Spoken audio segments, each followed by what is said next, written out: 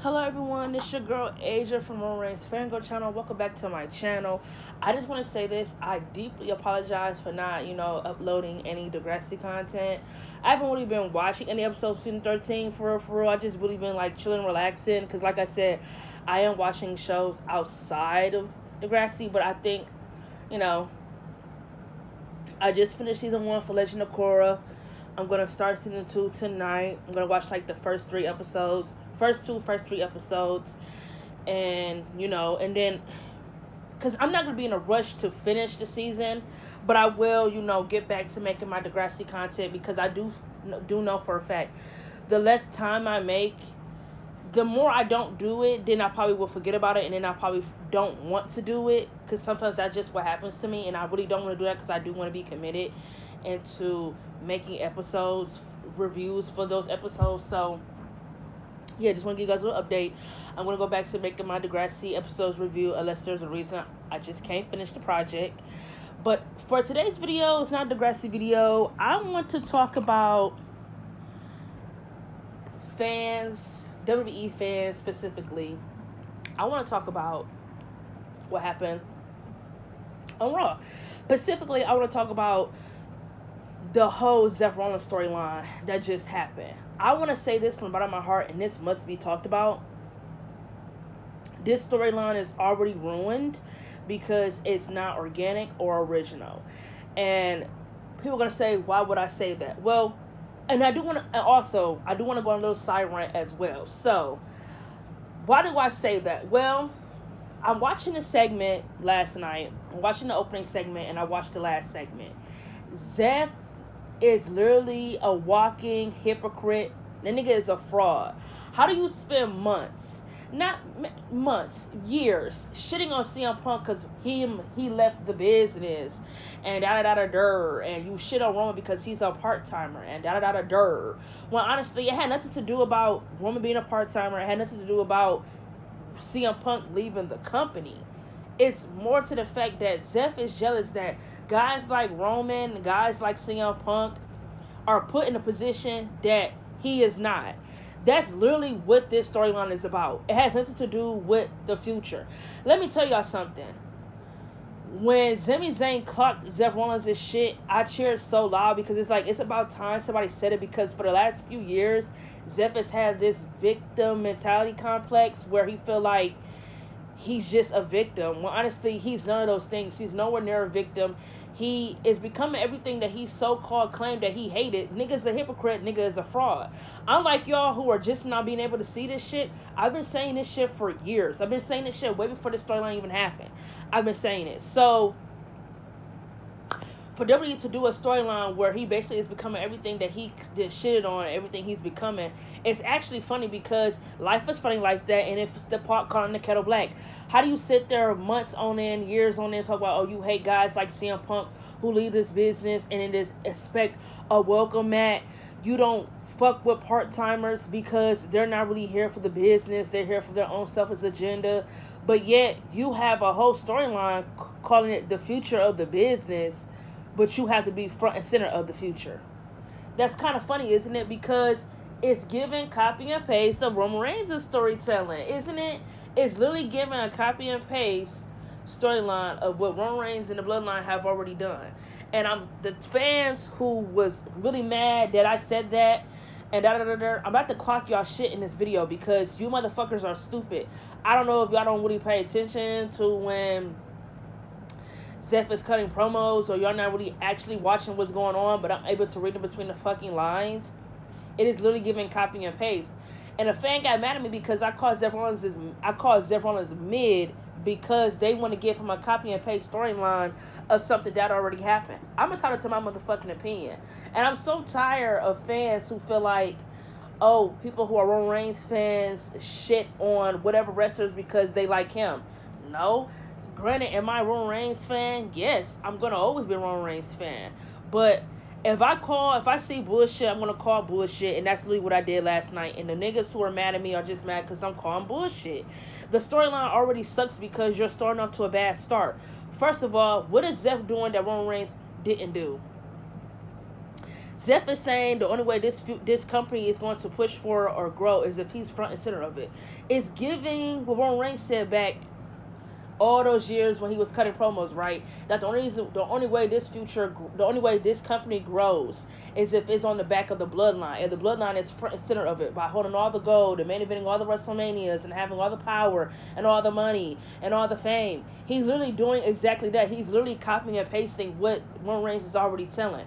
Braun Breaker is giving another solo, but more charismatic. Paul Heyman is there, and Seth, you're trying to rip off what Roman Reigns has already done as the tribal chief. So I'm really trying to ask again, what the fuck are they doing with this storyline that's any different? And not only that, there is like not enough like talking. Like they have not yet explained why Seth feel like this company isn't going to grow with guys like Roman and guys like CM Punk. He hasn't explained that. It's just given, I wanted their spot, and the only way I was going to have that is if I took away Paul Heyman. There has been no explanation why Paul Heyman betrayed Roman Reigns or CM Punk. Niggas come out there and they don't even explain anything. There's like no explaining. It's a whole lot of nothing going on. And then you have Sami Zayn come out there, which is literally giving copy and paste, because you're starting off Seth Rollins' heel turn with someone that he has a close relationship with outside of this wrestling shit, that he actually loves and cares for, someone he calls a friend. It's giving Roman Reigns and Jey Uso, is it not? Because that's what made Roman Reigns' heel turn so great, because they didn't have him feud with a fucking random ass superstar. They allowed him to tell stories with his real fucking blood members. He had to have a match and tell a storyline with Jey Uso, someone he loved and cared for outside of wrestling, someone he has a really close relationship with outside of wrestling. This is someone he grew up with since like fucking 5, 6, 7 years old. You're doing the same thing with Seth and Sami. Seth and Sami have a very close relationship. Like he said, him and their kids, they hang out, they have fucking play dates. So the first person you're putting in a ringer to make us see what Seth means by the future is making him tell a story with someone that he has a close relationship with. Again,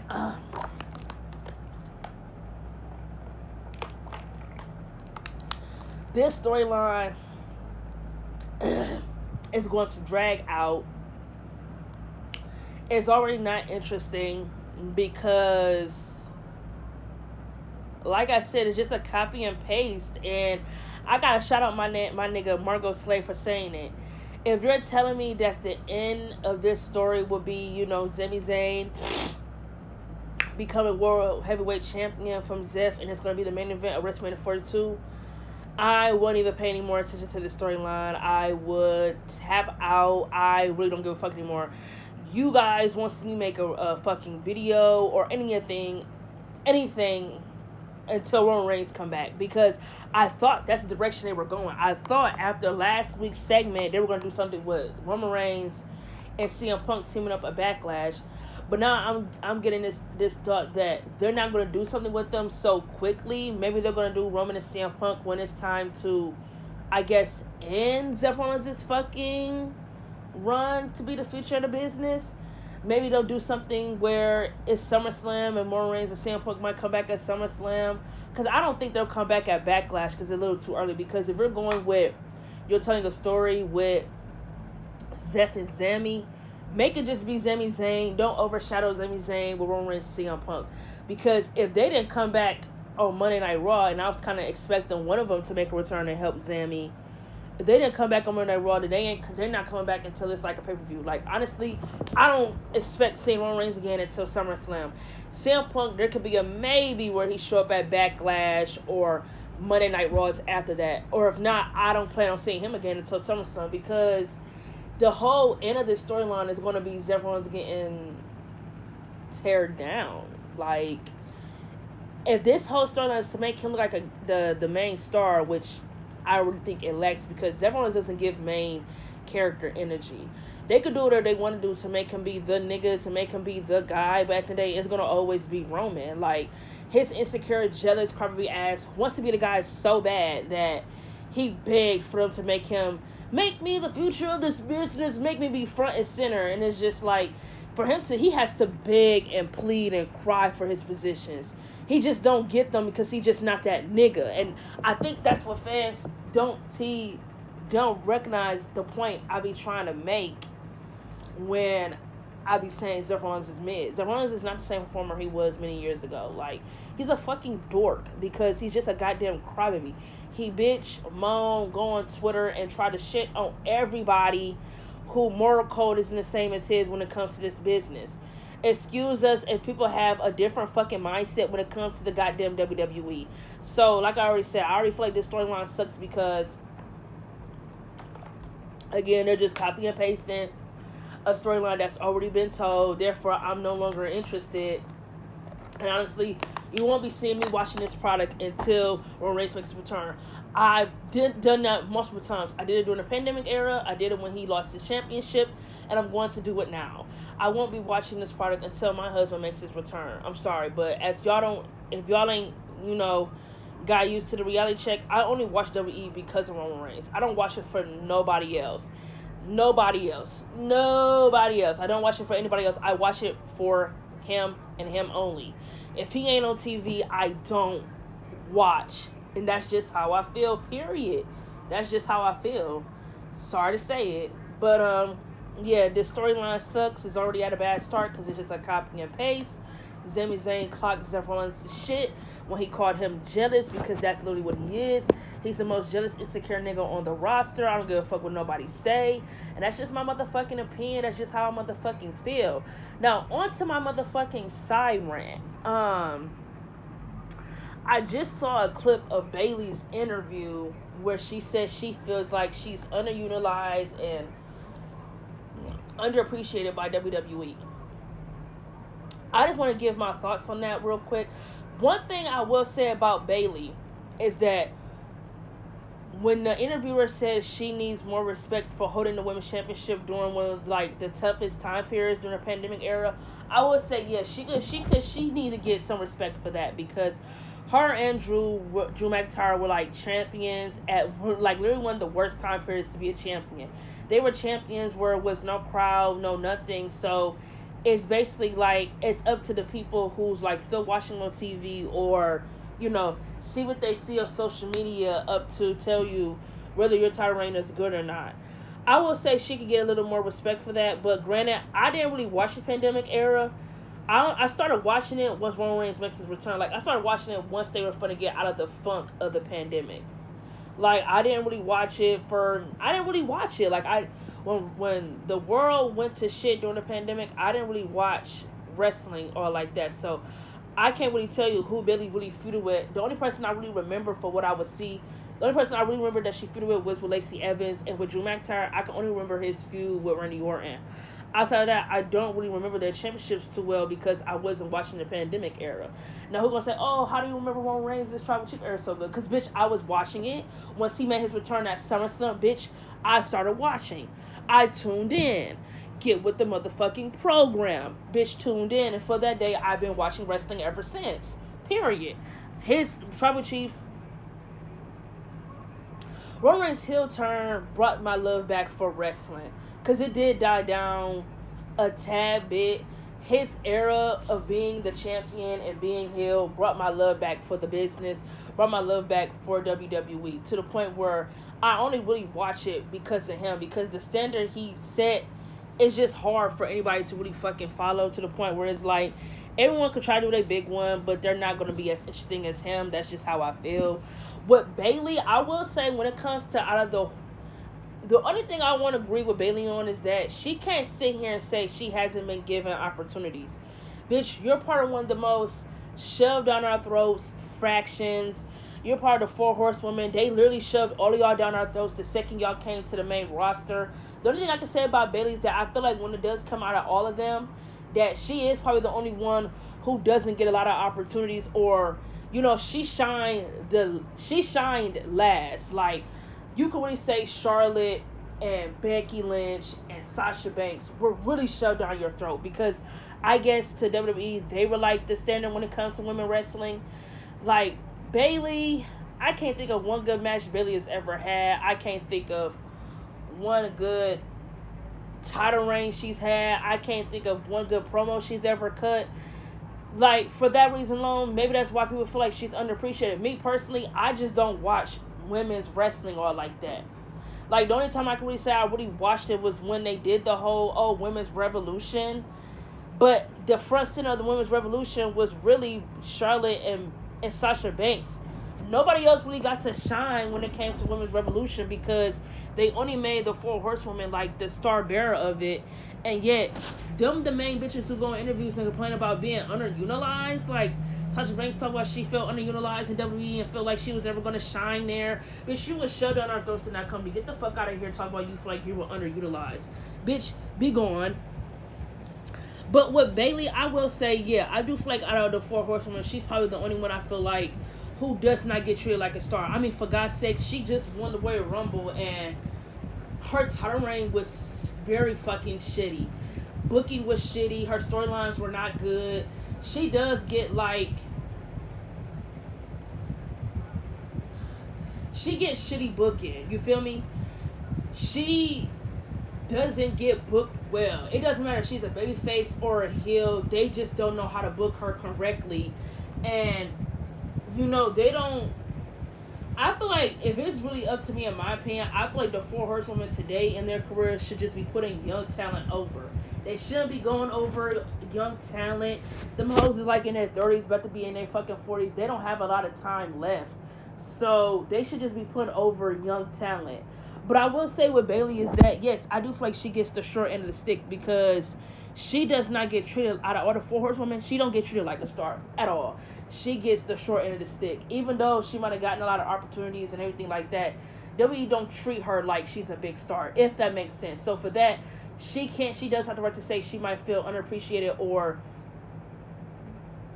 underutilized is bullshit. You're not underutilized. If you then main evented pay-per-views and had multiple championships in the WWE, if you're one of the four women, if you're one of the main women WWE really like built the company around when it comes to the star bearer of Women's Revolution, you cannot say you're underutilized. She can say she feel underappreciated because I kind of just expressed why she might feel like she is underappreciated. Underutilized, it's bullshit. But underappreciated, yes, she has the right to say she feel underappreciated because, like I just said, she won the Royal Rumble and her title reign was booked shitty. Like, they did not book her title reign good at all. It was completely trash. I just feel like the four horsewomen today in their careers where they are at, they should be putting over talent. All their new NXT stars, put them over. They're young, they're agile, y'all are not going to be here forever. Like, this is the time that they should be putting over talent. I'm not saying they have to lose all their matches. They can win some and lose some. But I do feel like at the same time, this is where in their career they should be putting over talent. I mean, for God's sakes, to take Bayley off the WrestleMania card to put Becky Lynch on, it just shows why I don't really like Becky Lynch. WWE is going to do everything in their power to shove Becky Lynch down my throat. And I've never really saw the star potential in her ever. Becky Lynch is just... she cannot cut promos. Did y'all hear the promo she tried to cut yesterday on Monday Night Raw? That bitch sounded like nails on a motherfucking chalkboard. Why was she raising her voice like that? I am the man and I... like, the bitch was just screaming and just yelling. It's like, I didn't even understand anything she was saying because she was cutting her promo in a tone where it's like, why are you yelling? I understand you're yelling because of your frustration, but at the same time, I can't understand what she's yelling about. Becky Lynch is just a women's wrestler. They're going to always shove down my throat, and I'm never going to accept her because the company can say whatever they want to say. Oh, she changed the women, and yeah, I don't care about none of that. Don't care. Becky Lynch has never cut a 5-star promo. She has never had any good matches. She has never had a good fucking title reign. Like, let's call it what we're going to call it. The Man Project, whatever they want to call it, that shit failed right after she won the main event of WrestleMania. And that's just on period. I'm done talking about these motherfucking jabronis, these fucking doodle chips ad niggas.